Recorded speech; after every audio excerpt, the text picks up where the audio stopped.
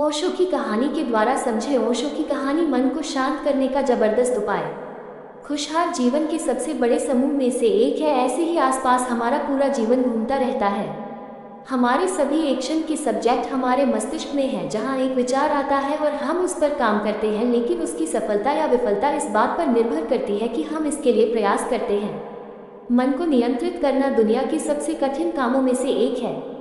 दुनिया में इंसान भी महानुभाव हुए हैं, सभी ने मन को वश में करने के फायदे बताए हैं। और सिर्फ इतना नहीं, बल्कि उन्होंने मन को कंट्रोल कैसे करें ये भी बताया है, लेकिन फिर भी ये आसान नहीं है। इस लेख के माध्यम से विचारधारा की स्थिति किस तरह हमारे मूड सुरक्षा के अनुकूल है और कैसे हम राय पर विजय की सराहना करते हुए मन को शांत कर सकते हैं, इसकी चर्चा करेंगे। विचार क्या होते हैं? ओशो की कहानी। मन में उपजे विभिन्न प्रकार की क्रियाएं, जिसका अर्थ है हमारा भूत, वर्तमान और भविष्य से प्रत्यक्ष या वैवाहिक संबंध क्या है, इस पर विचार किया जा सकता है। आध्यात्मिक गुरु ओशो के विचारों से जुड़ी एक कहानी में कहा गया है कि विचारों से काफी जुड़ाव जुड़ता है। बुद्ध की कहानी में कहा गया है कि ओशो एक राजकुमार के शिष्य हैं जो अब भिक्षु बन गए हैं। और पहले दिन बुद्ध ने जिस द्वार पर भिक्षा वजीर भेजा, उसे वहां भिक्षा मिली। भोजन करते समय वह बुद्ध के पास आया और बोला कि मैं फिर से उस द्वार पर भिक्षा आश्रम नहीं गया। मुझे ब्रांडेड हुई कि ऐसा कैसे हुआ। मैंने जो सोचा था वह कहती थी, फिर भी संयोग से लगा, क्योंकि भोजन के बाद आराम करना स्वाभाविक है। मैं खरीदता हूँ और मन में प्रोविजन आया कि आज न कोई साया है न छाया, दूसरी की देरी कर लेता हूँ। उस श्राविका ने कहा, भिक्षु, न साया तेरा है न मेरा, और न साया तेरा है न मेरा। और तब मैं बहुत घबरा गया, क्योंकि ऐसी घटना का बार बार होना संभव नहीं था। मैंने ही पूछा था कि मैंने कैसे अपने मन के बारे में सोचा था, पहले से पता चल गया था। श्राविका ने कहा, ध्यान करने से दूसरे के मन की बात मेरे लिए सरल हो गई है और साथ ही मेरे अपने विचार स्थिर हो गए हैं। इसे लेकर मैं बहुत चिंतित हूँ, इसलिए अब कल मैं फिर वहां से नहीं रुकूंगा। बुद्ध ने कहा, उसने कहा कि वह स्त्री बहुत सुंदर थी। उसे देखकर मन में विकार पैदा हो गया, पक्का ही वह भी पढ़ लेगी, अब किस मुंह से वहां जाऊंगी। बुद्ध ने कहा था, फिर से वहां नहीं तो फिर मन में विचारों के प्रति जागृति कैसे आएगी? तुम विचारों के दर्शक कैसे बनोगे? उद्धरण चिन्ह। भिक्षु की मजबूरी थी, इस बार वह सच में और विचार पर गहरी नजर रखी गई थी। किसी ने भी कोई विचार नहीं किया। बुद्ध ने उन्हें यही उपदेश कर भेजा था। उन्होंने इसका पालन भी किया। इस बार भी उसने निश्चय किया कि वह वही था, लेकिन विचार उसके बिल्कुल नए थे। कदम उठाना और अपने लक्ष्य पर ध्यान केंद्रित करना। वह अपने उद्देश्य पर इतना केंद्रित था कि वह अपनी दुनिया भी देख सकती थी। उन्हें बुद्ध की बात महान से स्मरण रही। वह एक एक और बिल्कुल ध्यान में ख्वाब, वह अपनी हर गतिविधि से अच्छी तरह का दाखिला था। एकदम सही से उसने महसूस किया कि वो तो खाना कर ही नहीं रहा, वो एक दर्शक के तौर पर। जब आप दर्शक हो जाते हैं तब आप देखते हैं कि आपके अंदर दो तत्व होते हैं, एक जो काम करता है और दूसरा जो इसमें शामिल होता है, वह दिखता है। यानी एक कर्ता और एक दृष्टांत। वह वापस भिक्षु बुद्ध के पास उल्लास से पहुंचे और अपना अनुभव साझा करते हुए कहा, दो वस्तुओं का अनुभव, एक तो जब मैं आत्मज्ञान हो गया तब विचार बिल्कुल शून्य हो गए थे, और दूसरा विचार दृश्य की स्थिति में मैंने ये महसूस किया कि कर्ता और दृष्टा दोनों अलग अलग हैं। बुद्ध ने कहा, मन शांति करने का बस इतना ही सूत्र है। एक बार जब आप अपने मन को साध लेंगे तब आप ये कहेंगे कि आपका विचार शून्य हो गया और आप अपने मन के अंदर की हर गतिविधि को बड़ी ही जिज्ञासा से देख पा रहे हैं। मसलन आपको विचारक नहीं दृष्टांत है, तभी आप अपने नजरिए के दर्शक बन जाएंगे। इस तरह से कह सकते हैं कि विचार मन में चलने वाली एक सतत प्रक्रिया है जो सकारात्मक और नकारात्मक दोनों हो सकती है, और इससे पार पाने के लिए गौतम बुद्ध का विचार बहुत काम आ सकता है। बुद्ध एक उत्कृष्ट दृष्टांत थे, जीवन को बड़ी करीब से समझा और दुनिया को समझाया। इस संबंध में मन नियंत्रण करने के 9 उपाय निम्नलिखित हैं। मन को शांत करने के उपाय। 1. विचारधारा की पहचान। इसमें कोई संदेह नहीं कि मन के भीतर विचार लगातार आ रहे हैं, बात चाहे आप सो रहे हो या जाग रहे हो। जब आप सौल हैं तब ये सपने के रूप में देखने आते हैं, लेकिन आपको जो विचार करना है उसे लेकर आपका अनुभव अच्छा नहीं है।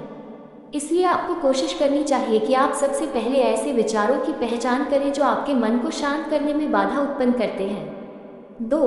नकारात्मक डिजाइन को लिखना। एक बार जब आप अपने विचार विमर्श की पहचान कर लेते हैं और साथ ही ऐसे लोगों की भी बात कह देते हैं तो आप पर हावी हो जाते हैं। ई-कॉमर्स का दूसरा काम आपको विचारों को वोट देना है।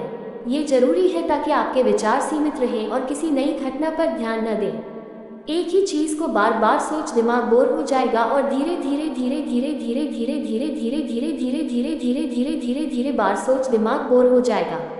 इसका निरंतर प्रयास है कि आप बेहतर से बेहतर विशेषज्ञ खिलाड़ी बने और आप खुद में सबसे पहले अधिक आत्मविश्वास महसूस करें। 3. निर्देशित काल्पनिक की कोशिशें। आपके विचार का होना अनियमित की जगह पर होना चाहिए। आप कब क्या सोच रहे हैं और क्या कर रहे हैं इसकी पूरी जानकारी आपके पास होनी चाहिए। इसलिए अपने विचार को सूक्ष्म स्तर से देखें और भी चीज़ों को विजुअलाइज करने की कोशिश करें। आपको बस परीक्षण की खोज कैलिब्रेटर अपने आप निकलेंगे। ये निर्देशित तकनीक एक तरह का मेडिटेशन है जो व्यापारी अभ्यास में आपके लिए जारी है। 4. हमेशा लॉजिक से काम लें। इस संबंध में आचार्य चाणक्य का सूत्र है, इंद्रियवाश विद्या चतुरंग वनापि विनश्यति, अर्थात चतुरंगिनी सेना होने पर भी कोई पराजित हो सकता है यदि उसके पास विवेक और आत्म संयम न हो। इसलिए आपको भी हमेशा हर परेशानी का सामना करना पड़ता है, उसे आतंकवादी से देखना और लॉजिक से उसका विश्लेषण करना है और उसके बाद ही आप कोई एक्शन लेना चाहते हैं। लेकिन ये टैप संभव है जब मन विवेक बेकार कार्य करे, साथ ही आत्मसंयम भी जरूरी है।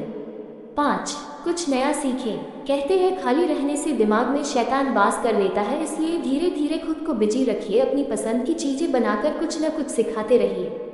हरदम कुछ न कुछ नया सीखने की चाहत में आप मानसिक रूप से मजबूत भी बनेंगे, जो आपको नकारात्मक विचारों से दूर रखने में मदद करें। 6. अपने विचारों से बाहर आइए। यूं तो हमारा दिमाग हमेशा रोशनी की तरह जंग में दौड़ता रहता है और इस दौड़ भाग में हम भी शामिल होते हैं। ऐसे में ये जरूरी है कि दिमाग में साइकिल की तरह घूमते विचारों से डूबा हुआ पाया जाए। इसलिए आप खुद की नकारात्मक कहानियों से बाहर आएंगे और वो टोकेंगे जो स्थिर है, जिससे आप लगातार खुश रहेंगे। 7. नजरिया बदलिए, नज़ारे बदलेंगे। जी हाँ, एक बार देखें तो बदल के देखिए, आपको लगेगा कि आप पहले जैसे नहीं रहे। आप में बहुत सारे बदलाव आ गए हैं। अगर किसी को कोई परेशानी है या नहीं, लेकिन आप मन ही मन उन्हें पसंद करते हैं, तो जान लें कि वो दिल के अच्छे हैं, तो उनकी बात अच्छी है और उन्हें समझाने का प्रयास करें। यकीनन उनकी प्रतिकृति बदल गई, ये नज़र आपकी खुशी का कारण बन सकती है। 8. डॉक्टर को कहा जाता है। वैसे तो डर का होना बहुत जरूरी है ताकि सामाजिक संतुलन बना रहे, लेकिन तब क्या जब ये डर डर के रूप में आप पर हावी हो जाए। जी हाँ, कई बार आपको लगा होगा कि आप अपने विचारों में ही उलझ कर रह गए हैं, मन को शांत करने के सारे प्रयास विफल हो गए हैं। ऐसा तब होता है जब आप किसी भी चीज़ को अनावश्यक रूप से बहुत देर तक छिपा कर रखते हैं, और ज़्यादातर समय तो इन विचारों का कोई खास मतलब नहीं होता, बस ये डर और वह पैदा होते हैं। 9. जागते रहना और तैयारी करते रहना।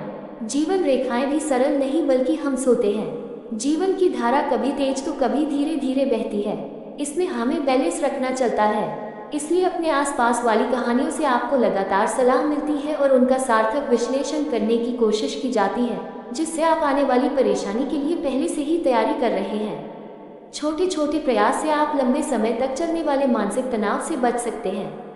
मन को शांत करने के एक प्रयास में यह उपाय काफ़ी सरल है। प्रोटोटाइप दैनिक अभ्यास से आपको अच्छे परिणाम मिल सकते हैं। बाकी जीवन में दुख का कारण तो कई है, जैसे बुद्ध ने तृष्णा, लालसा और आस्तिकता को दुख का कारण बताया है। हम कुछ चाहते हैं और जब वो हमसे नहीं मिलते तो हम दुखी हो जाते हैं और मन अशांत रहता है।